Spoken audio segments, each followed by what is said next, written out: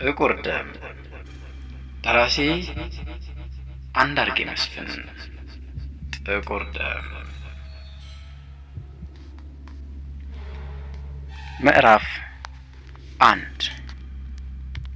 ገና ሕፃን ሳለሁ ጀምሮ አያቴ አዘውትረው የሚያጫውቱኝ ስለ እናታቸው ታሪክ ነበር። በተለይ ማታ ማታ ቁጭ ስንል በተረት ፈንታ የሚተርኩልኝ የእናታቸውን ታሪክ ነበር። ብዙ ካወሩኝ በኋላ ሁሉም ነገር ያልፋል ይሉና ከንፈራቸውን በሐዘን ይመጡታል። ይህ አይነት አባባላቸው አዘውትረው የሚያሰሙት ነው። የማያልፍ ነገር የለም፣ እናቴም አልፈዋል፣ አፈሩ በልቷቸዋል። ደግነቱ ነፍሳቸው ለገነት መብቃቷ ነው። ጥርጥር የለውም፣ ይጠድቃሉ። በሰማይ የሚጠድቅ በምድር ያስታውቅ የለ። ተመቃብራቸው ላይ አንዲት ጥድ በቅላለች። አሁንማ ትልቅ ዛፍ ሆናለች። ልምላሜዋም ከሌሎች የጥድ ዛፎች ሁሉ የተለየች ናት። ለቁም ነገር ስትበቃ የቅድመ አያትህን መቃብር ማየት አለብህ፣ የተባረክ የተመረክ እንድትሆን። አያቴ የእናታቸውን ነገር ባነሱ ቁጥር በሐሳብ ወይንም በትዝታ ልጓም ተስበው እኔ ወደማላውቀው ዓለም ጭልጥ ይላሉ። እሳቸው አርጅተው ሞትን እየተጠባበቁት እያሉ ከሞት ብዙ ዓመት ያለፋቸውን እናታቸውን እያነሱ ያን ያህል መጨነቃቸው ለምን ይሆን? ኋላማ እኔም በቅድመ አያቴ ታሪክ እየተሳብኩኝ ተረቱን ትተው እሱን እንዲተርኩልኝ ይጠይቃቸው ጀመር። እሳቸውም ደስ ይላቸውና አይ ስመኘው ይሉና ራሴን እየደባበሱ ይተርኩልኛል። ሲያወሩ ሰውን የመሳብ ተሰጥኦ ነበራቸው። እናቴ ነፍሳቸውን የማረውና ሰው በልቶ የሚጠግብ አይመስላቸውም። ልግስናቸው ተልክ ያለፈ ነው። ሁሉ ነገር ያልፋል። አያቴ ምንጊዜም ቢሆን የሚያነሱት የሚጥሉት እናታቸውን እንጂ አባታቸውን አይደለም። እንደሚሉት ከሆነ እርሳቸው ልጅ ሳሉ ነው የሞቱባቸው። መቼ ነው የቅድመ አያቴን መቃብር የሚያሳዩኝ? ትልቅ ስትሆን ስታድግ ነዋ። ዛሬ ገና ነህ። ሀገሩ ገደል ስለሆነ መውጣት መውረድ አትችልም። ግድ የለዎትም፣ እችላለሁ። የመስቀች ገደል እንዲህ በዋዛ እንኳን ለልጅና ለአዋቂም ቢሆን ላለመደው ሰው መከራ ነው። እንደ ዝንጀሮ ተሙጨልጭሎ ነው። ሁሉም ነገር ያልፋል። ለምን ነው ቅድመ አያቴን ተገደል ስር የቀበራችኋቸው? በአገሩ ሌላ ቤተ ክርስቲያን የለም? አሳምሯል እንጂ መስቀች መድኃኔዓለም አካለ ክርስቶስ የሚቀበር ሰው ግን የሚጠድቅ ነው። ሁሉም ነገር ያልፋል። አካለ ክርስቶስ ምንድን ናቸው? ጻድቅ ናቸው። ጻድቅ ማለት ምን ማለት ነው? ጥሩ ስራ የሰራ አማላጅ የሚሆን ሁሉም ነገር ያልፋል። አያቴ አንዳንድ ጊዜ የሚሉኝ አይገባኝም። የእናት ሀገር እንዴት ያለ መሰለ። ላው አምባ ሆኖ ዙሪያውን በገደል የተከበበ ነው። ተወልደው ታደጉበት በስተቀር መግቢያ መውጫው አይታወቅም። ጣሊያን እንኳን በእግሩ አልረገጠውም። አገሩ ጥሩ ተሆነ ተዚህ ለምን መጡ? ልጅን ብዬ ነዋ፣ እናንተን ብዬ። ተዛ ሌላ ልጅ የለዎትም? ታገሬ ሌላ ልጅ ቢኖረኝ ያንተን አባት ተከትዬ መጣ ነበር። ሁሉም ነገር ያልፋል። እታለም ምን ሆናት? እሷማ የታናሽ እህቴ ልጅ ናት። እናቷ በልጅነቷ ሙት አባት አሳድጊያት እንጂ አልወልዳትም። እሷም ሃን ሆና ቀረች። ሁሉም ነገር ያልፋል ብለው በሐዘን ከንፈራቸውን መጠጡ። አያቴ ትውልድ ሀገራቸው መስቀን መድኃኔያን መስቀችን ትተው ታች ጋይንት የመጡት ልጃቸውን የኔን አባት ተከትለው ኖሯል። ይህን ነገር ከእናቴ ጋር ሲኳረፉም ይናገሩታል። ባለሽን ተከትዬ ነው የመጣሁት፣ አንቺም ወንድ ልጅ ወልደሻል፣ የእጅሽን አትጩ ይሉና ማቱን ያዋርዱባታል። ይቅር ይበሉኝ እናቴ፣ እኔ አላስከፋሁትም፣ እርግማንም አይርገሙኝ ትልና ተግራቸው ላይ ወድቃ ትማጸናቸዋለች። እናቴ አያቴን ተልክ አልፋ ትፈራቸዋለች። አባቴም ቢሆን ተጠንቅቆ ነው። አያቴ ትንሿ ነገር ታስቆጣቸዋለች። ቶሎ ብለው ሆድ ይብሳቸዋል። ተኔ ጋር ግን አንድ ቀን ብቻ ተጣልተናል። መቁጠሪያቸውን ጥየባቸው እርር ድብን ብለው ተናደው ፈልጊ ብዬሻለሁ እያሉ እናቴን ያጣድፏታል። እናቴ ሽርንቁላው ሁሉ አልቀራትም፣ በእንጨት ትጭራለች። አሁን እኔን ምን አርጊ ነው የሚሉኝ? ያሞላቀቁት ራስዎ ነዎት። እናቴ ክፉኛ ኩርፋለች። ይዛ እንዳትገርፈኝ ተወደ በሩ በኩል ፈንጠር ብዬ በድንጋጤ ቁም እመለከታለሁ። መቁጠሪያው ቢወጣ ቢገባ ጠፍቶ ቀረ፣ ቢወጣ ቢገባ። በዚሁ የተነሳ ታጠገቤ እንዳትደርስ ብለው አኮረፉኝ። ባጠፋሁት ጥፋት አያት ያኩርፈውኝ ይቀሩ ይሆን እያልኩ ስሰጋ በማግስቱ ምሽት ስመኘው ናስቲ ታጠገቤ ተቀመጥና አጫውተኝ አሉኝ። ሩጬ ሄጄ ታጠገባቸው ተቀመጥኩ። መቁጠሪያው ዳግም አልተነሳም። ለምን ነው ስመኘው ያሉኝ? እኔ አባትህን ብቻ ነው የወለድኩት። ምነው ወንድ ልጅ በወለደልኝ ስል አንተ ተወለድህ። የተመኘሁት በመድረሱ ስመኘው አልኩህ። ጥሩ ስም ነው ያወጣሁልህ። አሁን ደግሞ ሌላ ምኞቴ ሌላ ነው ምኞቴ። ሁሉም ነገር ያልፋል። ምንድን ነው? አንተ ስታድግልኝ አንተን ይዤ አገሬ እገባለሁ አሉኝ በምኞት ደስ ብሏቸው። እንደተመኙት ግን ሳይሆን ቀረ።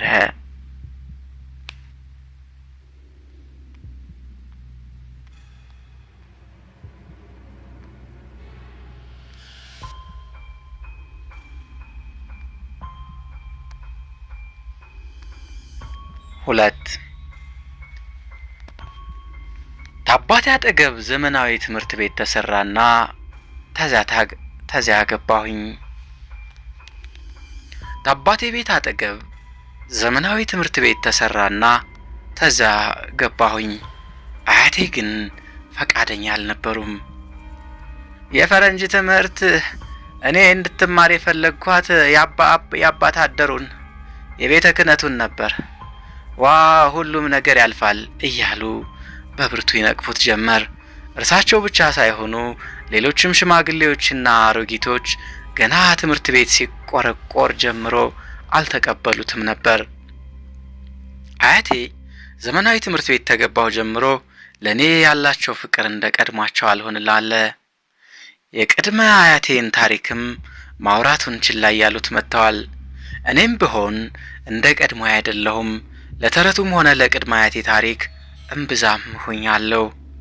አያቴ ደብተርና እርሳስ ይዤ ስቦጫጭር ሲያዩኝ ያሽሟጥጡኛል። አይ ጽሑፍቴ እንዲህ አድርጎም ጽሑፍ የለ ይሉኛል። መጽሐፍ ይዤ እያነበብኩ ከሆነም ጦጣው፣ ዝንጀሮ፣ ቢራቢሮው፣ እንቁራሪቱ አይደል ትምህርታችሁ? እንደ እምቦሳ ስትፈነጥዙ ኳስ ስታነጥሩ ነው የምትውሉት። ትምህርቱ እንጂ እሱ ነው። የኛ ትምህርት ያባት አደሩ ቢሆን ኖሮ ወይት አንገት ቀና ቀልዴት አለና ቦይራ ልምብጭ ነው።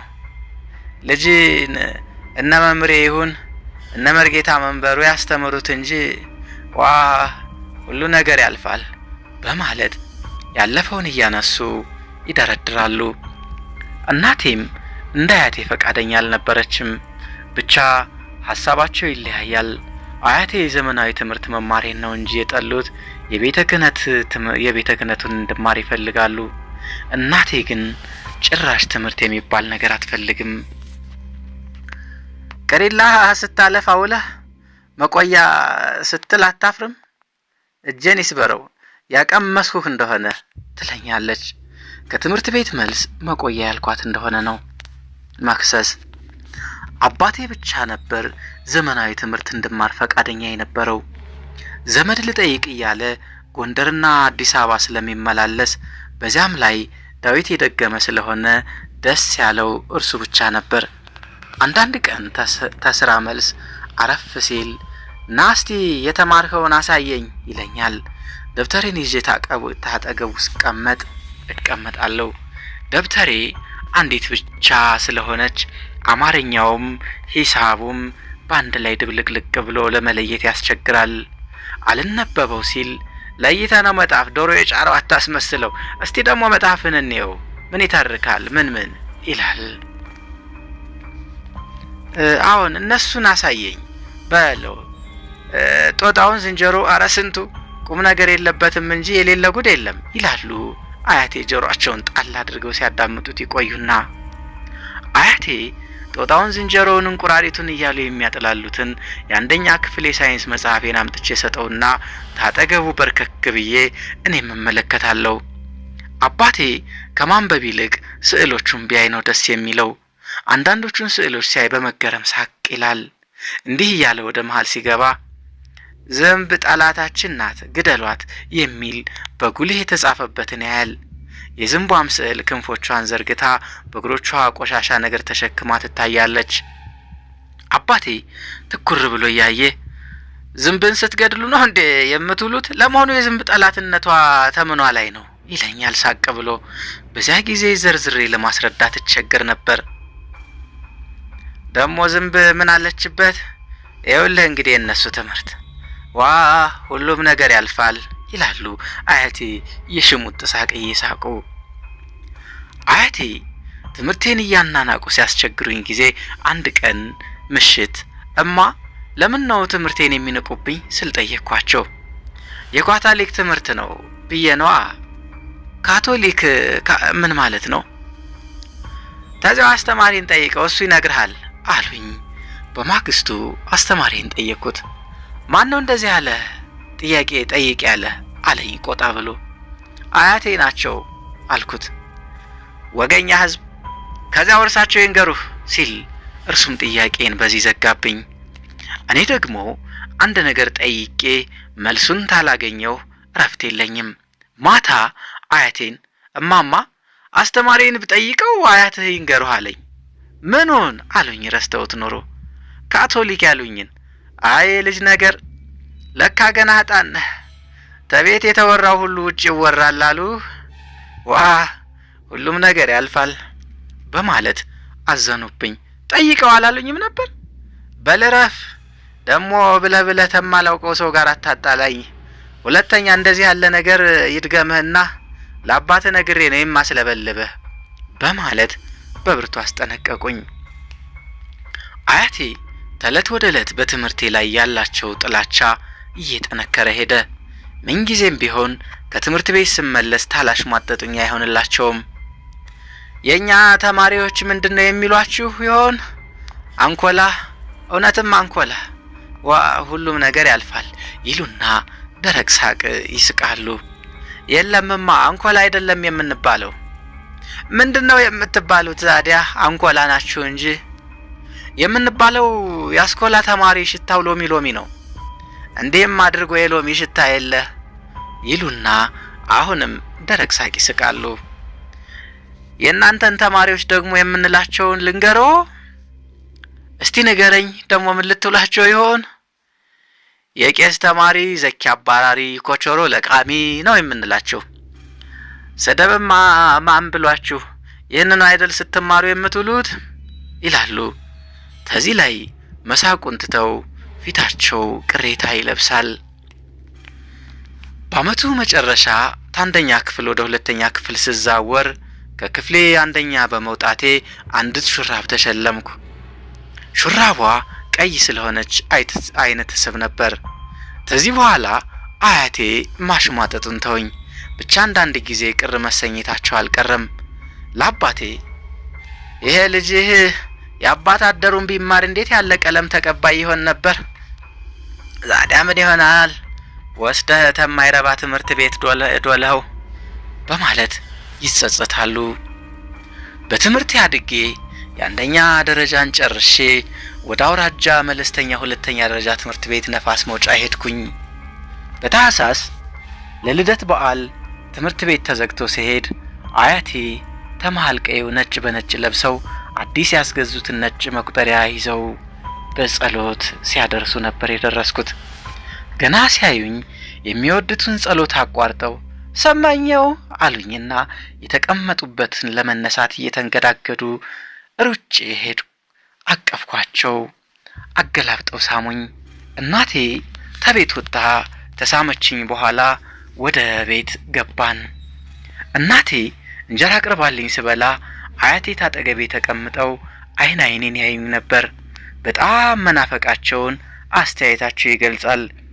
ጥርሶቻቸው ለዛቸውን አላጡም እንጂ አይኖቻቸው ፍዝዝ ብለው ፊታቸው ተጨማዶ መስመር አበጅቷል። እርጅና ጓዙን ጠቅልሎ ወድቆባቸዋል። ማታ የቅድመ አያቴን ታሪክ እንዲተርኩልኝ ጠየቅኳቸው። ምን ዋጋ አለው እናቴ የአገር ዛፍ መጠለቅለያ፣ የአገር ዛፍ መጠለያ፣ ለተቸገረ ደራሽ፣ ለታረዘ አልባሽ ትልቅ እመቤት ነበሩ። ዋ ሁሉም ነገር ያልፋል። መቼ ነው ታዲያ የቅድመ አያቴን ባድማ የሚያሳዩኝ? አገረውትንም ሌው ተንግዲህ ወዲያማ ምኑን አየኸው? ከንቱ ሆነ።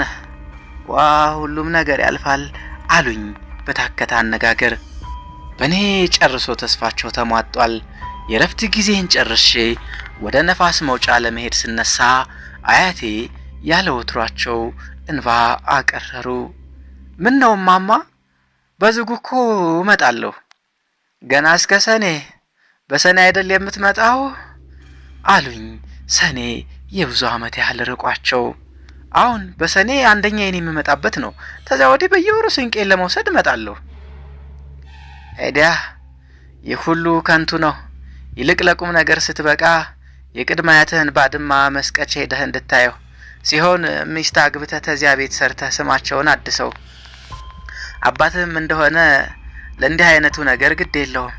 ወንድ ልጅ የአባቱን አገር አይለቅም የሚል ፈሊጥ አለው። እኔ መቼም ልጅ ብዬ መጥቼ መቅረቴ ነው። ለአካለ ክርስቶስ አፈር አልበቃሁም። ተናቴ ጎንም አልተቀበርሁም። ተዚህ ሬሳ ተሸክሞ መስቀች ድረስ የማይሆን ነው። ለልጅም እንደዚህ ያለው ነገር ተናዝጄ ችግር አልፈጥርበትም። ዋ ሁሉም ነገር ያልፋል አሉና እንባቸውን እርግፍ እያደረጉ ሳሙኝ። እኔም የእርሳቸውን ባሳይ ጊዜ እንባዬ መጣብኝና ለቀስኩ። የምን መላቀስ ነው እቴ? ነገ ተመልሶ ለሚመጣ ነገር ነፋስ መውጫ ዳር አገር ሆነ እንዴ? በማለት እናቴ ተቆጣቻቸው። ተሰናብቻቸው ሜዳውን ጨርሼ ቀናታውን ሲያያዝ መለስ ብዬ ሳያቸው ከቆሙበት አልተነቃነቁም። በአይኖቻቸው ይከተሉኛል። አያቴ ለምን እንደዛ ሐዘን እንደገባቸውና ተስፋ እንደቆረጡ አልገባኝም። አያቴ ሳውቃቸው ብርቱና ጠንካራ ሴት ነበሩ። በመጀመሪያው በመስከረም ስለያቸው እንኳን ይህን ያህል አልባቡም። ዛሬ ግን ክፉኛ ተሸበሩ።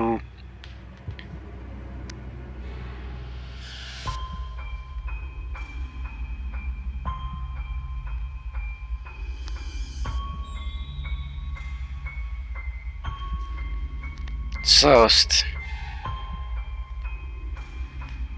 ታንድ ወር በኋላ ቀለብ ያልቆብኝ ለማምጣት ሲሄድ የአባቴ ቤት እንግዳ ነገር ሆኖ አገኘሁት። ያለ ወትሯቸው አያቴም ተመሃል ቀዩ የሉም። እናቴ በር ድረስ መታ ተቀበለችኝ። ፊቷ ሁሉ በሐዘን ጠውልጓል።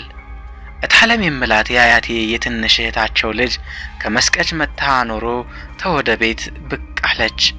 እኔን ስታይ ጥርሶቿ ተገለጡ።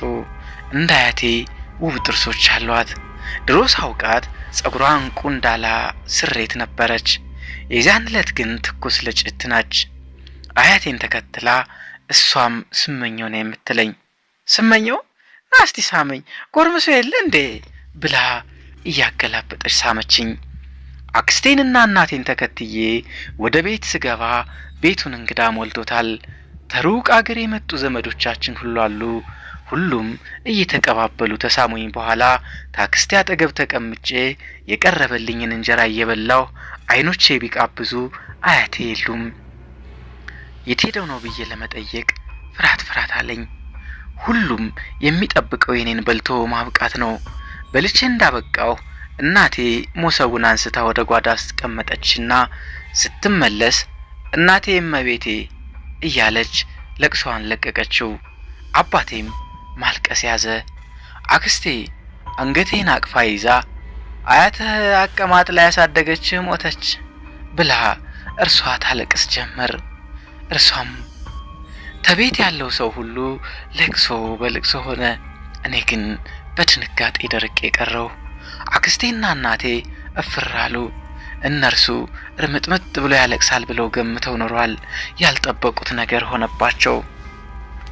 በሉ በቃችሁ ዝም በሉ፣ ለሳቸው ማልቀስ አይገባም፣ በእድሜያቸው ነው የሄዱት፣ ነፍሳቸውን በሰማይ ይማረው አሉ አንድ አጎታችን። ማንም አላንገራገረም። ሁሉም በጨርቁ ጫፍ እንባውን ይጠራርግ ጀመር። እኔ ግን ምኑን እጠርገዋለሁ? አንገቴን ደፍቼ ጸጥ አልኩኝ። የቤቱ ሰው ሁሉ ታዘበኝ። አያቴ ልጅ ብዬ ታገሬ ወጥቼ መቅረቴ ነው፣ ዋ ሁሉ ነገር ያልፋል እንዳሉ ታለፉ። ሞት ለካ እንደዚህ ቅርብ ነው። ለእናታቸው እንደዚያ ሲያዝኑ እርሳቸውም አረፉ። በምን ምክንያት እንደሞቱ አልጠየቅኩም። ብቻ ሌሊት እናቴ ላክስቴ ለ3 ቀናት ያህል ብርድ ብርድ አለኝ ብለው መሞታቸውን ስትነግራት ሰማው። አክስቴም ለካ ተቀብራቸው አልደረሰችም። አያቴ አገራቸውን ወስደው ሳያሳዩኝ ሞቱ። አንድ ቀን ግን ሄጄ ማየቴ የማይቀር ነው። አደራ ብለውኛል። አደራቸውን እወጣለሁ። ብቻ ታሉኝ ሁሉ ልፈጽመው የማልችለው ተቅድመ አያቴ ባድማ ላይ ቤት ሰርቼ ሚስት አግብቼ መኖሩን ነው። ይህን ታደረግኩኝ ትምህርቴን ማቋረጥ አለብኝ። ይህ ደግሞ አላደርገውም። በተረፈ ቃላቸውን ሁሉ አከብራለሁኝ። የአያቴን አገር መስቀችን ሄጄ ሳላይ አመታት አለፉ። እንዳውም በትምህርቴ ገፍቼ ደብረታቦር 2ኛ ደረጃ ትምህርት ቤት በመግባት ለመራቅ ቻልኩ። 4 የአያቴን አገር መስቀችን ሄጄ ሳላይ አመታት አለፉ። እንዳውም በትምህርት ገፍቼ ደብረታቦር 2ኛ ደረጃ ትምህርት ቤት በመግባት ለመራቅ ቻልኩ። ከ10ኛ ወደ 11ኛ ክፍል ባለፍኩበት አመት ከወላጆቼ ክረምቱን ለመክረም ጋይንት መጣሁ። የአያቴን አገር የምጎበኝበት ጥሩ አጋጣሚ ያገኘው። አባቴን መስቀች ሄጄ አክስቴን እንድጠይቃት ፈቃድ ጠየቅኩ። ምንም ሳያንገራግር እንደሄድ ፈቀደልኝ። ከዛ በፊት መስቀችን ረግጬው አላውቅም። ብቻ 7ና 8 ክፍል ነፋስ መውጫ ሆኜ ስማር ባሻጋሪ ያየው ነበር። በጠዋት ተነሳሁና ላዩን በደጋው አድርጌ እገሰግስ ጀመር። የገጠር መንገድ አያሳስትም። የአገሩን ስም ካወቁ ማንም ሰው መንገዱን ያመለክታል። ምንም ሳልቸገር በ10 ሰዓት ገደማ መስቀች ደረስኩ። አንድ ሰው አገኘሁና የቅድመ አያቴን ባድማ እንዲያሳየኝ ጠየቅኩት። ደርሰሃል እኮ አለኝ አገጩን በማሸውል። እውነትም ደርሼ ኖሯል። የቅድመ አያቴ ባድማ ትልቅ ግቢ ኖሯል። ዙሪያውን በግንብ አጥር የታደመ ሆኖ አልፎ አልፎ ተንዷል። ከባሰበት ላይ የአጋምና የግራር እሾህ ጣል ጣል ተደርጎበታል። ከግቢው ውስጥ ሬት ያህል 4 ያህል ቤቶችም አሉ። ዘመዶቻችን እንዳሉ አባቴ ነግሮኛል። ከአጥር ግቢው ስገባ አንድ ሽማግሌ ያገኘው። እኔ አላውቃቸውም። እርሳቸው ግን ገና ሲያዩኝ የሽፈራው ልጅ እንዳትሆን አሉኝ፣ አድናቆት በተሞላበት ፈገግታ እየተመለከቱኝ። አዎን የሱ ልጅ ነኝ አልኳቸው። አባቴን በማወቃቸው ደስ ብሎኝ፣ አይ መወለድ፣ አባቴ የጠላውን አገር አንተ ለማየት መጣህ፣ የቅድመ አያትህ አድባር ትቀበልህ አሉና ሳሙኝ። እኔም ምንም እንኳን ባላውቃቸውም አንዱ ዘመዳችን እንደሆኑ ገባኝና መልሱን ሳምኳቸው። ከዚያም እጄን እየጎተቱ አረ ዘነበች፣ አንቺ ዘነበች በማለት አክስቴን እየተጣሩ ወደ ቤቷ ይዘውኝ ሄዱ። የአክስቴ ቤት በኃይለኛ ጢስ ታፍኗል። በቤቱ ጣራ በዝግታ ትጉልል እያለ ወደ ሰማይ ይወጣና ትንሽ ከፍ ሲል ብን እያለ በስሱ ይጠፋል። የገጠር ቤት ጢስ የሚበዛበት ምጣድ ሲጣድ ወይንም የጠላህር ሲዘጋጅ ነው። ይህን ደህና አድርጌ ያውቃለሁ። በመንገድ ስንገላታው ይርቦኛል። እረ ዘነበች የለሽም እንዴ እያሉ ሽማግሌው ደጋግመው ተጣሩ። አቤት ማን ነው የሚጠራኝ ብላ ብቅ ስትል አይኖቿ ከኔው አይን ላይ ያረፉ። የክንድና የክንዷን ጨርቅ ከአንገትየው ጋር በማያያዝ አስረዋለች። የአንገቷ ንቅሳት ደምቆ ይታያል። ከደረቷ ላይ ያለው የብር ግማደ መስቀል ይፈልቃል። ራሷን ባሮጌ ሻሽ እንደ ነገሩ ሸብ አድርገዋለች። ይኸውልሽ የወንድምሽ ልጅ ሊጠይቅሽ መጣ ሲሏት አሏት። ስመኘው አለችኝ በደስታ። ስትስመኝ የደስታ እንባ እየተናነቃት ነበር። አክስቴ ብቸኛ ሁና ሆድ እንደባሳት ተሰማኝ። ተያይዘን ወደ ቤት ስንገባ እውነትም አክስቴ ምጣድ ጥዳለች። ቤቷ እንደ ሌሎች የገጠር ቤቶች ክብ የሳር ቤት ነች። ከቤት ሲገቡ ላይን ማረፊያ የሚሆነው ባለላ ያጌጠ ሞሰብ ከባለ ደልገን ጎታ ላይ ኩብ ብሏል። አክስቴ 5 ባል በየተራ ያገባች ፈታለች። ዛሬ ግን ባል አልፈልግም ብላ ከአያቷ ባድማ ላይ ጎጆ ቀልሳ በብቸኝነት ትኖራለች። መሃን በመሆኔ የተነሳ ልጅ እንዳልወልድ አውቄ ያደረኩት ይመስል ወንዶች ሁሉ እያገቡ ይፈቱኛል። እንግዲህ ወዲያ የማንንም ቤት አላሟሽም ትል ነበር። ቀድሞ ከአያቴ ዘንዳ ስትመጣ ትኩስ እንጀራ በአዋዜ ሰጥታኝ ስበላ ሽማግሌው ከተቀመጡበት እየተነሱ በይ መጣሁ ዘነበች፣ የሁላችን እንግዳ አይደል፣ የእመቤቴ ልጅ ሲመጣ ዝም ብያ ላይም አሉና ወደ ቤታቸው ሄዱ። አንድ ነገር ለማምጣት እንዳሰቡ ገባኝ። ሽማግሌው ብዙም ሳይቆዩ የፍየሉ ጠጤ እያስጎተቱ መጡ። ዘነበች በቢላዋ ሳይልኝ ገበታም ማዘጋጅ ለደሙ መቀበያ አሏት። ቀድመው ወደ ቤት እየገቡ አክስቴ ትንሽ እንኳን አላንገራገረችም። ቶሎ ብላ ይጠይቋትን አቀረበች። አረ እባክዎን ተው፣ እንደዚህ ያለ ነገር አይሆንም አልኳቸው ከተቀመጥኩበት እየተነሳሁ። ተው ልጄ ተቀመጥ፣ የእመቤቴ ልጅ መተህ እንደዚህ አይነቱን ነገር የምሞክረው ይመስልሃል? አባትህ ቢሆን ኖሮ አንድ ነገር አላደርግለትም ነበር። አንተማ ጥቁር እንግዳዬ ነህ፣ የእመቤቴ አጥም ይወቅሰኛል። ይልቅ ና ሳመው፣ ይሄ የኔ ልጅ ነው ብለው ፍየሉን እየጎተተ የመጣው ልጃቸውን አስተዋወቁኝ። በል ተቀመጥ፣ እንኳን ፍየል ለምን በሬ አይሆንም? ረግጠኸው የማታውቀውን ባድማ ስትረግጥ መች እንዲህ ነበር ልጄ? አንተም እግዚአብሔር ያቆይህ፣ የዘመድ አውራ ያድርግህ። ይህንማ ማን ያደርገዋል? ታሮጌ ባድማ አንተን በመገኘትህ አይደል? በማለት አክስቴ ሽማግሌውን መረቀች። እኔም ሽማግሌው ቁርጠኛ ዘመዳችን ናቸው ብዬ በሆዴ አመስግኜ ተቀመጥሁ። ወዲያው ፍየሉን ልጃቸው ከወለሉ ላይ ጣለው። የፍየል ምላስ መብረቅ ነው። ጆሮን በሚሰነጥቅ ሁኔታ ጮኸ። እግሮቹን በአንድ እጁ ግጥም አድርጎ በመያዝ በሌላው እጁ አፉን እፍና አደረገው። ጸጥ ብሎ ጅራቱ ብቻ ተርገበገበች። አይኖቹም ፈጠጡ። አክስቴ ገበታውን ይዛ ካጠገባቸው በመቆም በፈገግታ ትመለከታለች። ሽማግሌው በስመ አብ ወወልድ ብለው ቢላዋውን ከፍየሉ አንገት ላይ ሲያሳርፉት ሰውነቴን ስቅጥጥ አለኝ። ፍየሉ በታፈነ ድምፅ ሟ ብሎ ጮኸ። ሽንቱ ጩር በጠጡም ፍትልክ ይል ጀመር። ደሙ ባንገቱ ፏ ብሎ ሲወርድ አክስቴ ገበታውን ለገተች። ወዲያው እንደ መፈራገጥ ብሎ ሽልብ አለ። የፍየሉን እግር ሰነዘሩለት። በል ቶሎ አድርሰው ብለው ካጠገቤ መጥተው ተቀመጡ። ሽማግሌው ድሮ አያቴ ይተርኩልኝ የነበረውን የቅድመ አያቴን ታሪክ እያነሱ ያወሩኝ ጀመር። ቅድመ አያቴ ትልቅ እመቤት እንደነበሩ በሽማግሌው አንደበትም ተረዳሁ። እኔም የእርሳቸው ልጅ ተብዬ በመከበሬ በጣም ደስ አለኝ። ቡና ተፈልቶ ጠጥተን ካበቃን በኋላ ራት እስኪደርስ ሽማግሌው የቅድመ አያቴን ግቢ እያዞሩ ያስጎበኙኝ ጀመር። አዳራሹም እልፍኝቱም ድርምስምስ ብለው ፈርሰው ሳማና ሙጃ በቅሎባቸዋል። ሁሉም ነገር በጥንቃቄ ነው የምመለከተው።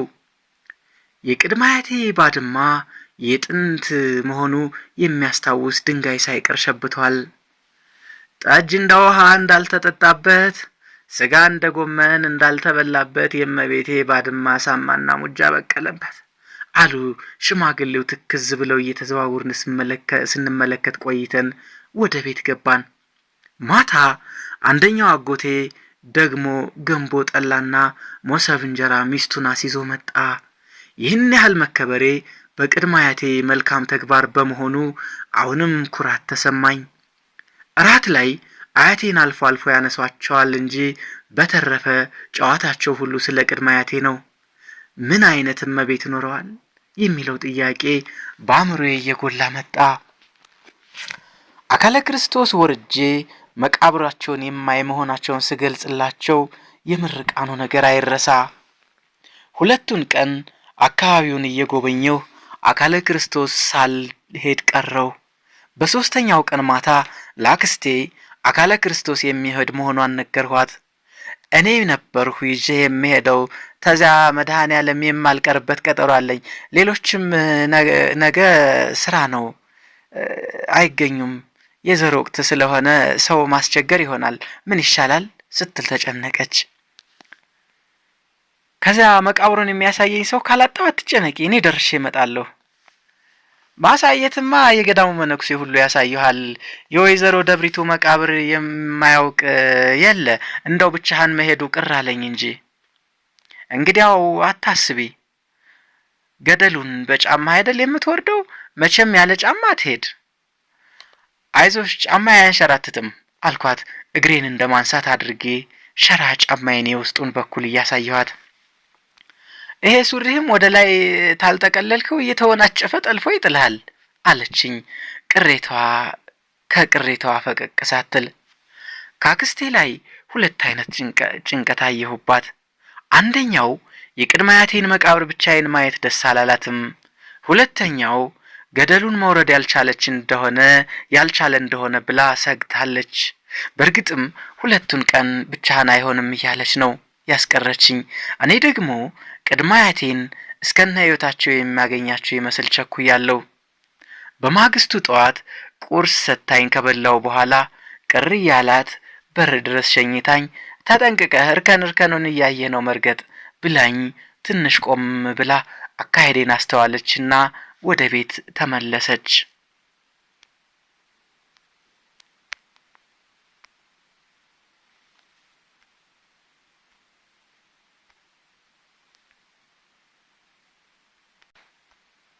አምስት መንገዱ አያሳስትም። አንድ ወጥ ወደ ገዳሙ የሚያዘልቅ ርቀቱም 1 ሰዓት ቢያስኬድ ነው። ብቻ ገደል ስለሆነ ሩቅ አገር አስመስሎታል። አግድመቱን ጨርሼ ካፋፉ ብቅ ስል ገዳሙ ከገደሉ ስር በጥድ ደን እጅብ ብሎ ታየኝ። ገደሉ ግን ያስፈራል። የዝንጀሮ መንጋ በገደሉ ጥግ ለጥግ ይውካካል። ትንሽ ቆም ብዬ ሁሉንም ካስተዋልኩ በኋላ ቁልቁለቱን እየተንተረተርኩ ወረድኩ። የሚሄድበት መንገድ ራሱ ደን ስለሆነ ያስፈራል። ቆቆች 10 ጊዜ ግር እያሉ አስደነበሩኝ።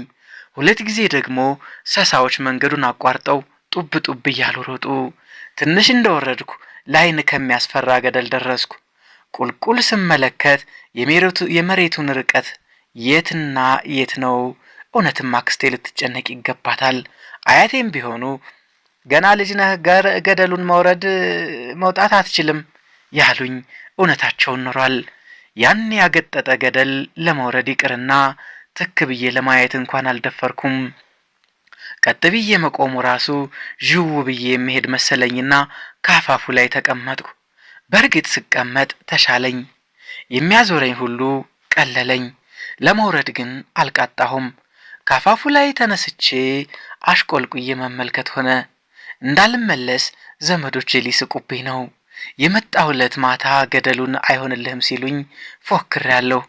አክስቴ ብቻህን አይሆንም ስትለኝ ግዴለሽም ብያታለሁ። ይህ ሁሉ አሳፈረኝ። እንደምንም ተደፋፈርኩና እግሮቼን ወደፊት በማስቀደም በንፉቅቄ ሞከርኩት። ጭራሽ የማይሞከር ነገር ነው። በሕይወቴ ከመሰላል ላይ እንኳን ወጥቼ አላቅም። ተወልጄ ያደግኩበት አካባቢ ለጥ ያለ ሜዳ ነው። አልሆነልኝም። እየተንፏቀቅኩ ወደ ነበርኩበት ተመለስኩ። እንደተቀመጥኩ ብዙ ሳስብ አንድ ነገር ታወሰኝ።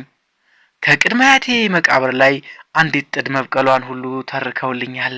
ሁሉም ጥሩ ምልክት ነች። የቅድመ አያቴን መቃብር አይቼ መጣሁ፣ ጥዷም አድጋለች ብዬ ማውራት ነው። ደግሞስ ምን አየህ? ምልክቱ ምንድነው? እያሉ አይጠይቁኝ። ለመመለስ ሳመነታ የቅድመ አያቴ አጽም የሚታዘበኝ አካለ ክርስቶስ የሚናገሩብኝ መሰለኝ። መልሼ ከምሸሽ አልኩኝ። ምን አይነት ፈተና ነው? እወቁኝ ብዬ አሁን ደግሞ መሸሸጊያ አጣሁኝ። የመጣው ዕለት ፍየል ታርዶልኝ ጠላ ቀርቦልኝ በጨዋ ደረጃ በሞቅታ ብዙ ዘላብጃለሁ። ይሄ ሁሉ የትዝብት አይኑን አፈጠጠብኝ። አረ ስንቱ የዘመዶቼ ምርቃን፣ ያክስቴ ደስታምባ ተራራሳክሎኛል። አስመስሎ የመዋሸቱ ነገር ከንቱ ነው። ለሁለተኛ ጊዜ መሞከር ግድ ሆነብኝ። የመቆሙ ነገር መቼም አይሞከር። በቅምጤ ማንፋቀቄን ቀጠልኩ። ከብለል ብል እንኳን የሚያግደኝ ዛፍ ነገር የለም። ጦላ ገደል ነው። አስቀድመው እጆቼ ልፍስፍስ ይላሉ። የሆነ ይሁን። ስም ከሆነም የቅድመ አያቱን መቃብር ለማየት ሲሄድ ገደል ገብቶ ሞተ ነው። ከሁሉም ያሳዘነችኝ አክስቴ ነች። ሰው እንደማትሆን እርግጠኛ ነኝ። ግራና ቀኝ በእጆቼ ጠንከር ያለውን ድንጋይና የገደል ሳር እንደያዝኩ በእግሮቼ እርከኑን እየረገጥኩ ትንሽ ወረድኩ። ዝቅዝቄ ስመለከት ሲኦል ነው። ቀና ብዬ ሳይ ገደሉ ያፈጠጠብኝ መሰለኝ። በወጥመድ እንደተያዘች አይጥ ተጨነቅኩ። እግሮቼም እጆቼም ተንዘፈዘፉ። የላቡ ነገር አይነሳ። ጠቅላላ ሰውነቴ ዋዠቀ። ይባስ ብሎም ኃይለኛ ነፋስ ደኑን እያተራመሰ መጣ። ድምፁ የሰማይ ነጎድጓድ ይመስላል። ከገደሉ ጋር አብሬ የተሰፋው ይመስል ለጥፍ አልኩኝ። ነፋሱ በላይ ላይ ጋለበና አለፈ። ነፍሴ ለቅጽበት ከኔ የተለየች መሰለኝ። ሳይታይ ቅር አልኩና ፊቴን አዙሬ በደመ ነፍስ ገደሉን እየቧጠጥኩ ወጣሁ። ከዛ በላይ ግን ቆርጬ ለመሄድ አልቻልኩም። ምን አይነት እልህ ነው? ካፋፉ ተቀምጬ ልውረድ ወይንስ ልመለስ እያልኩ ሳስብ ከኋላዬ ኮቴ ሰማሁ። ቀና ስል እርሳቸውም እኔም ደነገጥነ። እርሳቸው ባሉበት ቆመው እኔም እንደተቀመጥኩ በመገረም መተያየት ሆነ። በተለይ የእርሳቸው አስተያየት አድናቆት የተሞላበት ነበር። የከተማ ልጅ ከየት ፈለቀ የሚለው አይነት። ያረጀ ቆብ ከራሳቸው ደፍተዋል። ከላይ ደበሎ ከስር ዘባተሎ የሆነ ጨርቅ ለብሰዋል። በትልቅ አኮፋዳ የልመና እንጀራ ይዘዋል። ካስደነቀኝ ነገር አንዱ እኔ ወጣቱ ባዶ እጄን ለመውረድ ተቸግሬ እርሳቸው ያን ሁሉ ቅራቅንቦው ተሸክመው ለመውረድ ማሰባቸው ነው። መሄድ የለ መናገር የለ ዝም ብለው ተገተሩ። አያቴ የገዳሙ መነኩሴዎች አንዳንዶቹ ሰው ሲያያውር ያዩ ያህል ይደነብራሉ፣ ወይንም አይናገሩ ተዘግተው አይኖቻቸውን እያቁለጨለጩ ዝም ነው። ዋ ሁሉም ነገር ያልፋል ያለኝ ትዝ አለኝ። ያ ንግግሩን መክፈቻ እኔም ልጀምረው አልኩና ከተቀመጥኩበት ተነስቼ እንደምን አደሩ አባ አልኳቸው። እግዚአብሔር ይመስገን አሉኝ። ድምጻቸው ቀስ ያለ ነው። ከታች ጋይንት ነበር የመጣሁት፣ የወይዘሮ ደብሪቱ የልጅ ነኝ በማለት መቼም ባገሩ የሚታወቁት ቅድመ አያቴ ናቸው ብዬ የእርሳቸውን ስም ጠራው። ወይዘሮ ደብሪቱ አሉ ግንባራቸውን ቁጥር አድርገው እያሰቡ። ከሞቱ ቆይተዋል በማለት አስታወስኳቸው። ወይዘሮ ደብሪቱ መስቀች? አሁን ከሞቱ ቆይተዋል። የተቀበሩትም እኮ ተዚህ አካለ ክርስቶስ ነው አሉኝ። አሁን ከዚሁ ነው። ዛዲያ ምን ሆነ ነው ተዚህ የገደል አፋፍ ብቻህን የተቀመጥከው? የቅድመ አያቴን መቃብር ለማየትና ወዲያውም ቤተክርስቲያን ለመሳለም ነበር። ገደሉን ስላለመድኩት ለመውረድ ተቸግሬ ነው ገደሉማ እንኳን ላንተ ላለመድከው ለኛም ላደግንበት ችግር ነው አሉና በዝግታ እርምጃ ወደኔ መጡ። ዛዲያ ጫማ አድርገህም አይሆንም፣ ጫማህን አውልቅና ያዘው አሉኝ። እንዳሉኝ አደረግኩ። ገደሉን ቁልቁል አትየው፣ ያየኸው እንደሆነ ያዞርሃል በማለት ካስጠነቀቁኝ በኋላ ምርኩዛቸውንና አኮፋዳቸውን በግራ እጃቸው ይዘው በቀኝ እጃቸው ጠንከር ያለውን ድንጋይ ያዝ እያደረጉ ወረዱ። ዙረው ሲያዩኝ ገና በንብርክኬ ነኝ። አይዞህ በጎን ነው መሄድ፣ ፊት ለፊት አይደለም፣ በእግርህ ጣቶችም ቆንጠጥ ሲሉ አደፋፈሩኝ። እንዳሉኝ በቀኝ ታፋዬ ገደሉን ተጠግቼ የሚይዙትን እየያዝኩ የሚረግጡትን እየረገጥኩ ተከተልኳቸው። እየዞሩ እያበረታቱኝ ከገደሉ ወገብ ደረስነ። እርሳቸውም ግን ትንሽ እንኳን የፍርሃት ምልክት አይታይባቸውም። በደበሏቸው ገደሉን ሲግፉት ሲያንጓጉ ይሰማኛል። የዝንጀሮ ግመሬ መስለው ያን ሁሉ እርሳቸውን ሳይ ፍርሃቴንና መንቀጥቀጤን ቀስ በቀስ ለቀቀኝ። በመጀመሪያ እርሳቸው ዘብጥ ረገጡ። ቀጥዬ እኔ ካንዳ ዘቅት የወጣው ያህል በረጅሙ ተነፈሱ። ቁጭ ብዬ ጫማዬን ሳደርግ የፈረንጅ ትምህርት አስኳላ ትማራለህ ሲሉ ጠየቁኝ። አይ አልኳቸው ግራ በመጋባት አይነት። አይዞህ ዘመን ያመጣው ነው አሉኝ። እንደዋሸኋቸው ሲያውቁኝ ትንሽ ፈገግ ብለው እንደው ቢጨንቀኝ ነው እንጂ አለባበሴ ሁሉ ያስታውቅብኛል። የታጠቅኩት ቡላ ካኪ ሱሪና የእርሱ ግጥም ካኪ ጃኬትም እንዲሁ ካንገቴ ላይ ጠምጠም ያደረኳት ፎጣ ይመሰክሩብኛል። ምን ላድርግ፣ አያቴ የዘመኑ ትምህርት ይጠሉት ነበር። ከመነኩሴው ጋር ያራራቀኝ እንደሆነ ብዬ ፈርቼ ነው። እርሳቸውም እየመሩ እኔ እየተከተልኩ መንገዳችንን ቀጠል። ጫማ የሚያስወልቅ የንብርክክ የሚያስገድ ገደል ዳግመኛ አልገጠመንም። ከደልዳላው ቦታ ደርሰን ትንሽ አግድመት እንደሄድን ከቤተ ክርስቲያኑ ደረስን። ቀና ብዬ ገደሉን ስመለከተው ሰማዩን ተሸክሞ የቆመ ይመስላል። ከቤተ ክርስቲያኑ በታች እንዲሁ ዥው ያለ ገደል እንዳለ መነኩሴው ነግረውኛል። ቤተ ክርስቲያኑ የሳር ክፍክፍ ነው። ከላይ ጉልላቱም እንዲሁ የሳር ክፍክፍ ነው። በውጭ ከተሳለምነ በኋላ መነኩሴው ካንገታቸው የእንጨት መቁጠሪያ አውጥተው በጸሎት ጀመሩ። እስቲ ጨርሱ ድረስ ቁሜ ጠበቅኳቸው። መነኩሴው ጸሎታቸውን ሲጨርሱ መቁጠሪያቸውን በመራቃቸውን ትፍንትፍ ብለው በእጃቸው አሻሽተው ካንገታቸው አጠለቁት። አያቴ እንደዚህ ያደርጉ ነበር። መነኩሴው ወደኔ መለስ ብለው ይህ ነው የአገርህ ገዳም፣ ብቻ እንደ ከተማ ቤተ ክርስቲያን ቆርቆሮ አልለበሰም አሉኝ። ወደ ምስራቅ ያመለከቱ። የወንዱ ገዳም ያውና ተዚያ ተገደሉ ስር ሲሉ አሳዩኝ። እውነትም ትንሽ ጎጆዎች የንብቀፎ መስለው ታዩኝ። የሴቱ ገዳም ደግሞ በምዕራብ በኩል እንዳለ ነግረውኛል። ነገር ግን በደን የተሸፈነ ስለሆነ በዓይኔ አላየሁትም። ከዚያ በኋላ የቅድመ አያቴን መቃብር ሊያሳዩኝ ይዘውኝ ሄዱ። ይህ ነው የቅድመ አያትህ መቃብር አሉኝ ቆም እያሉ። የቱ አልኳቸው በሩቁ እየተመለከቱ።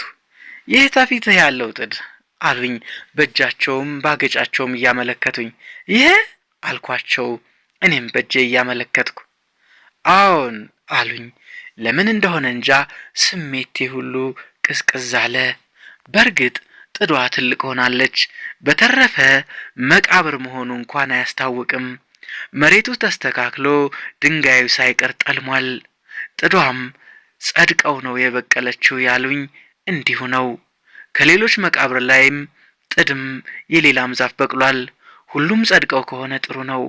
አያቴ ሞኝ ይኖረዋል የሚል ሐሳብ ተሰማኝ። ያገኘሁት ቁም ነገር ቢኖር ደግ ሰው ከመቃብር በላይም ቢሆን ስሙ ለዘላለም ሲወሳ መኖሩ ነው።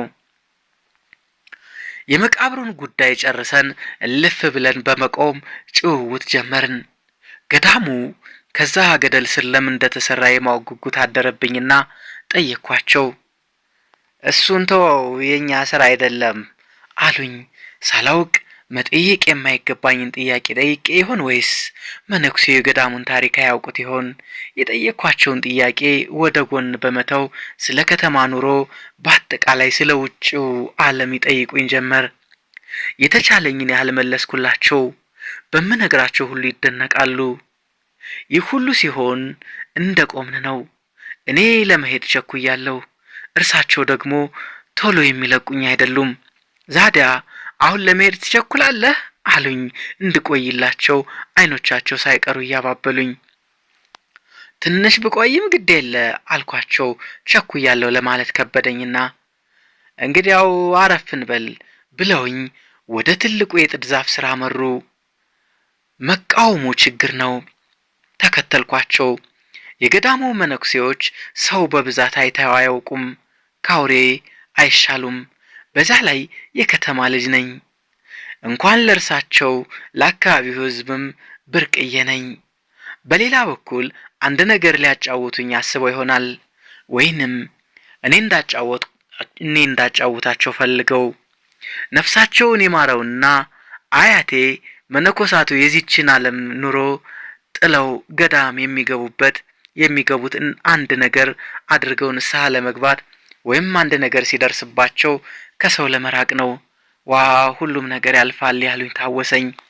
ስለዚህ መነኩሴውም አንድ ታሪክ ይኖራቸው ይሆናል፣ ወይንም ከዚሁ ቅር መንን ድንግል ሁን ቢሉኝስ? ለማንኛውም ትንሽ መታገስ እንዳለብኝ ወሰድሁ። የጥዱን ዛፍ ደገፍ ብለው ተቀመጡ። አኮፋዳቸውን ዝንብ እንዳይወርባቸው በደበሏቸው ስር ወተፍ አድርገው ዘባተሏቸውን ለበስ አደረጉት።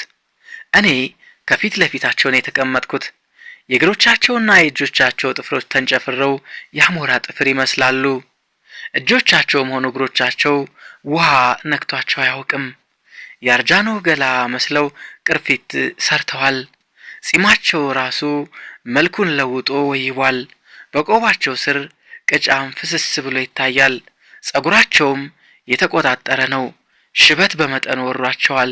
ጠረናቸው ሁሉ የዱር አውሬ ጠረን ነው። አሁን ደህና አድርጌ ያስተዋልኳቸው። ፊታቸው ሁሉ ፍርግርግ ያለ ነው። በጥዱ ዛፍ እያለፈ የፀሐይ ጨረር ዘባልተሏቸውን ሲነካው ቅማሉ ከስር ይፈላ ጀመር። ጥቃቅን ትልልቅ አንዱ ባንዱ ላይ እየተዛለለ ይርመሰመስ ገባ። ይህንን ሳይ ዘገነነኝ። እጄን ላክ አድርጌ ቅማል ላነሳስል ታው አሉኝ በቁጣ እጄን ቀብ እያደረጉ። በድንጋጤ ሽምቅቅ አልኩኝ። መደንገጤን ሲያዩ መልሰው ፈገግ አሉና እነዚህም ፍጡሮች ናቸው አሉኝ። እውነትም ዓለም መናቅ አልኩኝ በሆዴ። መቼም የተባረክ ዘር ነህ። ተዚህ ገዳም መጥተህ አንድ ታሪክ ይዘህ መሄድ አለብህ። የማጫውትህ ጉዳይ አለኝ። ታስጨርሰኝ እንደሆነ ልጀምርልህ፣ በተረፈ ከንቱ ነው አሉኝ በልመና መልክ። ግድ የለም አስጨርሰውታለሁ አልኳቸው። እግዚአብሔር ይባርክህ በማለት መረቁኝ። መነኩሴው ግንባራቸውን ቁጥር ፈታ እያደረጉ መላልሰው ጎንበስ ቀና ካሉ በኋላ መቼም የጌታ ፈቃዱ ሆኖ የሰማይ ቤት ቢፈቅድልኝ እንጂ የመሬቱንማ ነገር አብቅቷል። የሰው ምላስ እንደ እንጨት አያደርቅም እንጂ በቁመና ይደርቅ ነበር። ግን አለሁኝ አሉ አይኖቻቸውን ከገደሉ ስር ተክለው። ሲናገሩ ምርር እያሉ ነው። እስካሁን ምን እንደሚሉ አልገባኝም። ጨርሶ ለእኔ የሚያወሩኝ አይመስሉም። ፊታቸው የሐዘንና የጸጸት ምልክት ይታይበታል። ይኸውልህ ታሪኩ እንዲህ ነው አሉኝ ትንሽ ዝም ብለው ቆይተው። እናትና አባቴ እኔንና የኔን ታላቅ ወልደው ጥሩ የተደላደለ የዘመናዊ ኑሮ ባይኖሩም ደስ ብሏቸው ተከብረው ይኖሩ ነበር። ከእኔ በታችም ሆነ ከወንድሜ በላይ ሌላ ልጅ አልነበራቸውም።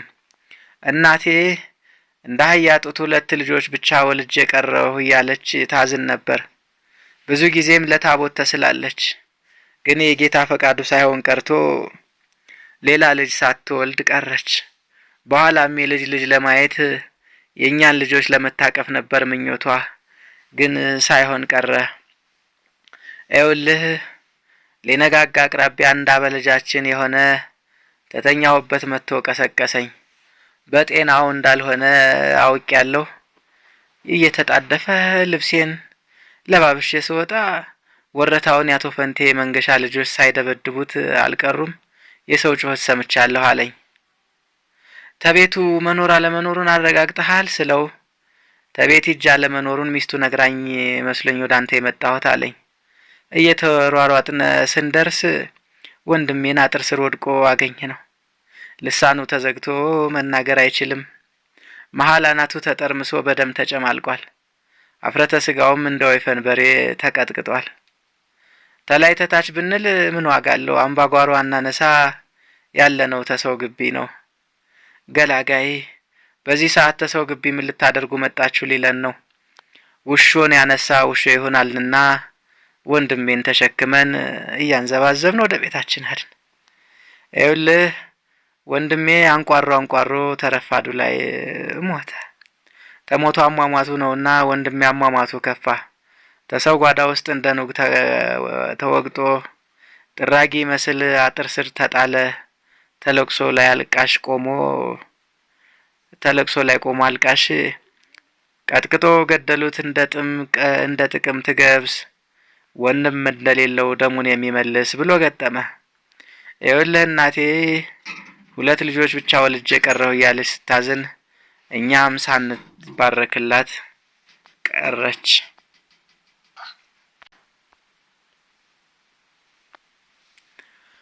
ይኸውልህ ሊነጋጋ አቅራቢያ አንድ አበልጃችን ቀጥቅጠው ገደሉት እንደ ጥቅምት ገብስ እንደሌለው ወንድም ደሙን የሚመልስ ብሎ ገጠመ። ይኸውልህ እናቱ 2 ልጆች ብቻ ወልጄ ቀረሁ እያለች ስታዝን እኛም ሳንባረክላት ቀረን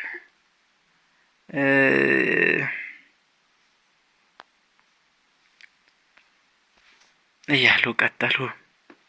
ምዕራፍ 6 ይኸውልህ ወንድሜ በሰው እጅ ተደብድቦ ሊሞት የቻለው የሰው ሚስት በመድፈሩ ነው።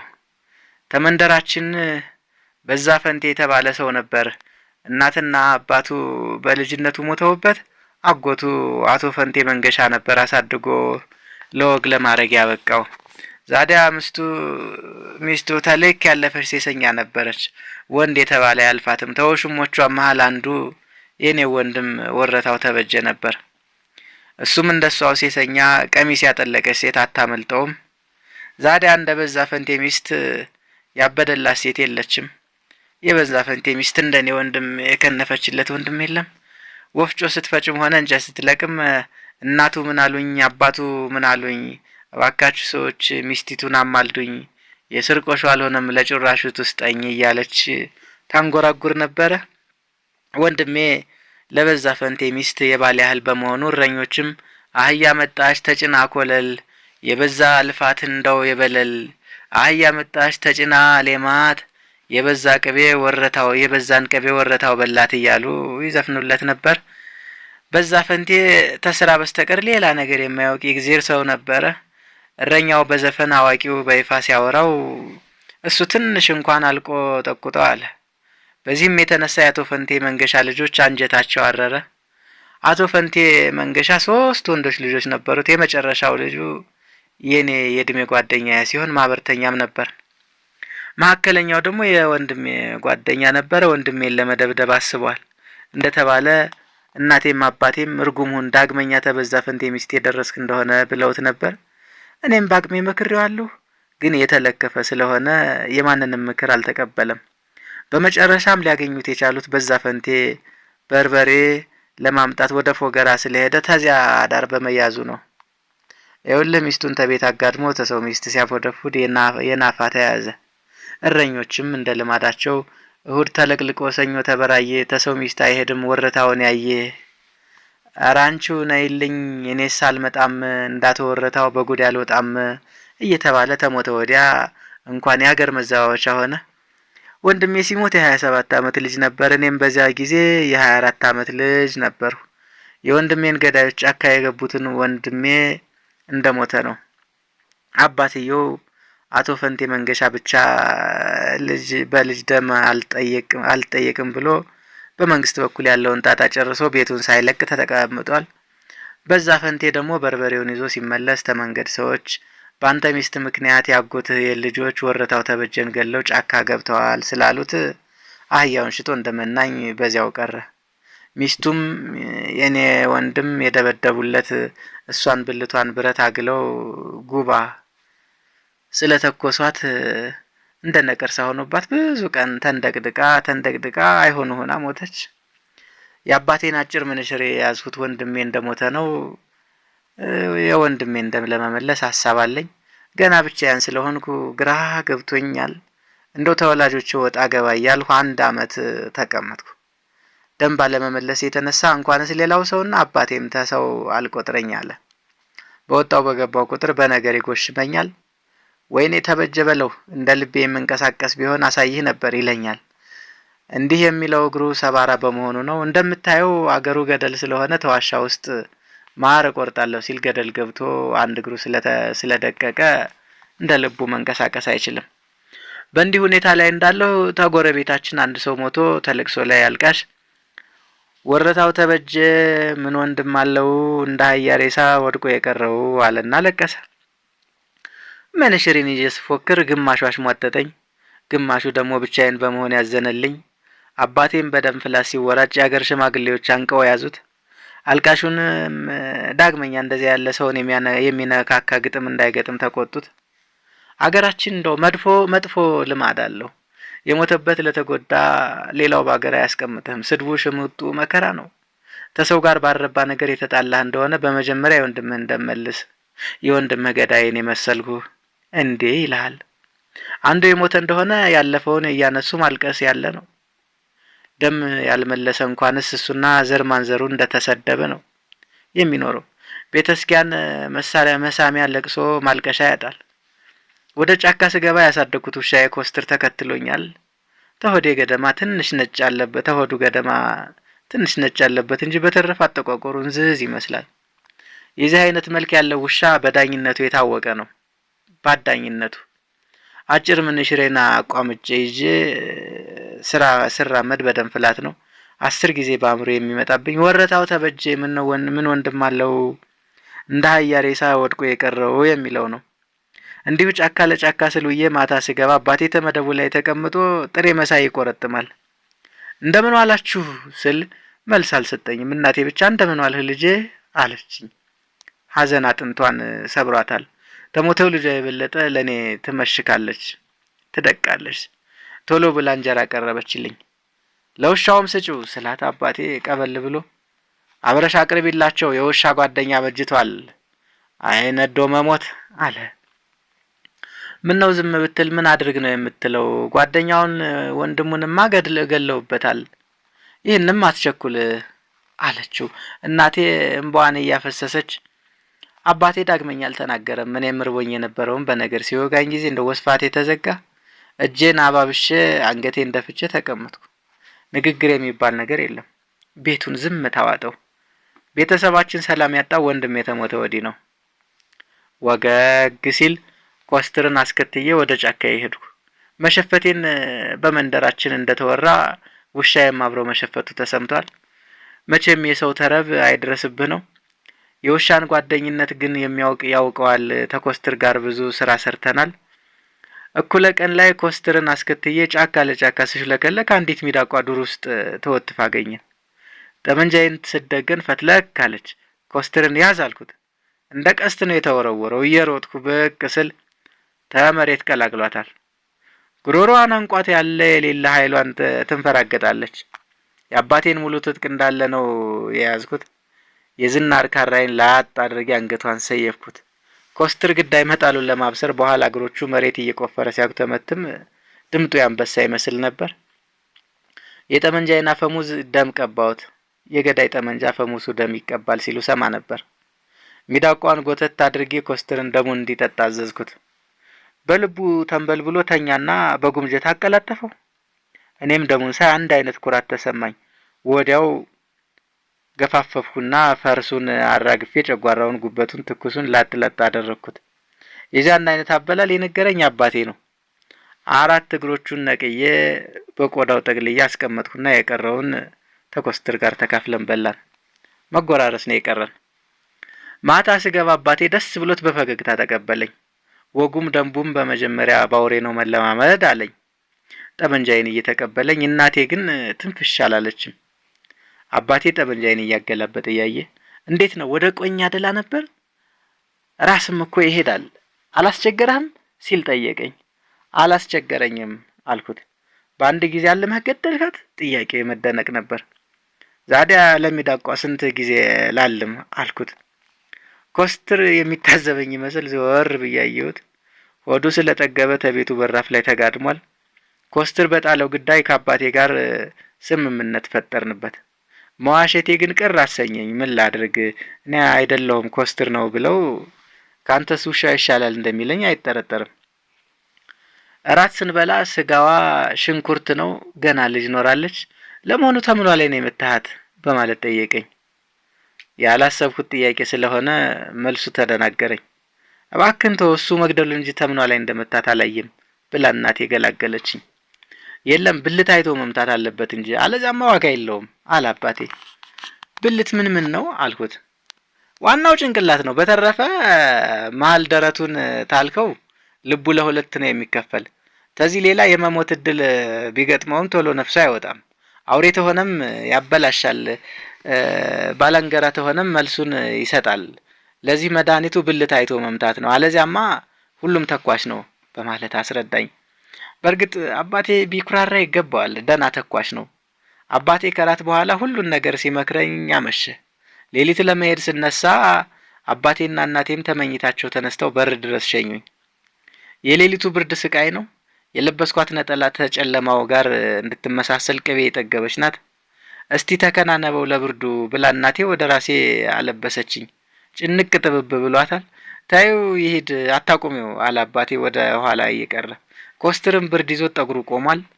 ኮስትር በገደላት ሚዳቋ የወንድነት ቀሚስ ስለለበስኩ አንድ ግዳይ ሳልጥል ወደ ቤቴ ላልመለስ ምያለሁ። ባለደሞቼ ደግሞ በቀላሉ የሚገኙ አይደሉም። ራብ ሲጠናብኝ ጊዜ አንድ አባቴ ዘመድ የሆነ ራስ ሜዳ ትዝ አለኝ። ሽፍታ ጨለማን ተገን በማድረግ ተዘመድ ተወዳጅ ቤት እየሄደ እህል ውሃ መቅመስ የተለመደ ነገር ነው። ማታ ወደ አጎቴ ቤት ሄድኩኝ። ታጎቴ ጋር ሌሊቱን ሙሉ ስናወራ አደርነ። አንድ አፍጥባቸው የተባለ ሽፍታ በነገላ በኩል ነበር። ተሱ ጋር ወዳጅነት ስላለው ወደሱ ሊወስደኝ ወሰነ። ጠዋት ኮስትርን ለማስቀረት ብዙ ጥረት አድርገን ነበር፣ በእጅ ሳይለኝ ቀረ። እሱን እንደያዘን አመሻሽ ላይ ነገላ ገባን። የሁለት ወገን ሽፍቶች ግጭት ፈጥረው ኑሮ እርቅ አድርገው አንድ በሬ ጥለው ሲቃበጡ ነው የደረስን። ባፍጥባቸው የሚመሩት ሽፍቶች 9 ሲሆኑ ተተከዜ በኩል የመጡ ሽፍቶች ደግሞ 7 ነበሩ። የጠባቸው መነሾ ወደ ሰቆጣ የሚሄዱ ነጋዴዎች ያፍጥባቸውን ስም እየጠሩ ሳለ እነዛኞቹ ሽፍቶች በመቀማታቸው የተነሳ ነው። የእርቁ ዋና ዓላማም ወደ ሰቆጣ የሚሄድ ነጋዴም ሆነ መንገደኛ ያፍጥባቸውን ስም ተጠራ በክብር ሲያልፉ ተወደዚያ የሚመጣው ነጋዴ እንዲሁ የነዛን ስም ተጠራ እና ፍጥባቸው በክብር ሊሸኙ ሆነ ነው። አፍጥባቸው አጥርና ጠይም ነው። እንዱ ታልተቆጣ በስተቀር ፊቱ ፈገግታ የማይለየው፣ አይኖቹ ተዳር ወጥተው የተቀመጡ ነው የሚመስሉት። አፍጥባቸው የተባለበት ምክንያት ሲቆጣ አይኖቹ ተጎልጉለው ስለሚወጡ፣ እውነተኛ ስሙ ግን ረታ ነበር። በማግስቱ ጠዋት አጎቴ 2 ነገር ተነገረው። በኋላ 2 ጠገራ ብር ገጠ በረከት ሰጥቶት ተመለሰ። እኛም ተከዜ በኩል የመጡትን ሽፍቶች ለመሸኘት ሄድን። ሽፍቶቹን ሸኝተን ስንመለስ ተከዜ በረሃ ላይ የተኩስ ልምምድ አደረግነ። የኔም መፈተኛ የዛን ዕለት ሆነ። ሁሉም የታዘዙትን ኢላማ ጥሩ ያደረጉ መጡ። አንዱ ብቻ ሳተ። አፍጥባቸው ክፉኛ ወረፈው። በዚህ ጊዜ እኔ ሳትሁ እንደሆነ ብዬ ፍርሃት ያዘኝ።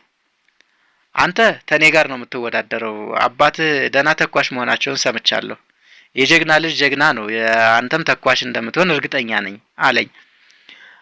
ተገጠጠው ገደል ላይ ነጩን ያሞራ ኩስ እየተመለከተ ተመልከት የኔ ጥይት የት ላይ እንደምታርፍ አለኝ፣ ግራ አይኑን እየጨፈነ። ምላጭ ሲስብ መሃል ለመሃል በረገደው። እውነትም የሽፍቶች አለቃ ሊሆን ይገባዋል አልሁ በሆዴ። አሁን ያንተ ተራ ነው ተዘጋጅ አለኝ ቀለሁን እያፈናጠረ። ሰውነቴ መርበትበት፣ ልቤ ተላይ መምታት የያዘ። በርከክ አልኩና አነጣጠርኩ። ትንፋሽን ዋጥ አድርጌ ተኮስኩ። ጥይቴ ግን የኢላማው ራስ ሄደች። በብሽቀት ሽምቅቅ አልኩኝ። አፈጥባቸው ፊቱ ልውጥ ሲል አየሁት። እንግዳ በመሆኔ ነው መሰል እንደዚያኛው ሽፍታ አልተቆጣኝም። ጭፍሮቹ ግን በመሳቴ ደስ አላቸው። አፈጥባቸው ተኳሽ ነህ ብሎ ተሱ ጋር ስላወዳደረኝ ቀንተው ነበር። ጠመንጃ ራስ ይሄዳል፣ ትንሽ ወደ ቀኝም ያደላል፣ እስቲ እንደገና ሞክር አለኝ። ይህን ነገር አባቴም ነግሮኝ ነበር። እኔም ሚስጥሩ አልገባይ ብሎ ተቸግሬያለሁ። ዝቅ ሳደርግ ግርጌ ይሄዳል፣ ከፍ ሳደርግም ደግሞ ራስጌ ይሄዳል። አጭር ምንሽ ጠባው አስቸጋሪ ነው። ለዚህ ጥሩ ጠመንጃ ረጅም አልቤን ነው፣ አይነቃነቅም፣ ታሉበት ቦታ ልክክ ነው። የሱ ሰሃ ጥይቱ አጥንት ታላገኘ ለጉዳት አይሰጥም። በመሳሪያ ጥራት ግን ምንሽር ተበልጅግና ተዲሞትፈር ቀጥሎ ደረጃ አለው። እንዳውም አንዳንዶቹ ምንሽርን የሚያስንቅ የለም ሲመታ እንጀት አረስ ነው ይላሉ። በልጅግን በለስ የለውም፣ ዲሞትፈርም ደግሞ ርቀት አይሄድም ይሉታል። ብቻ ሁሉም እንደ ልምዱ ነው። ተራስ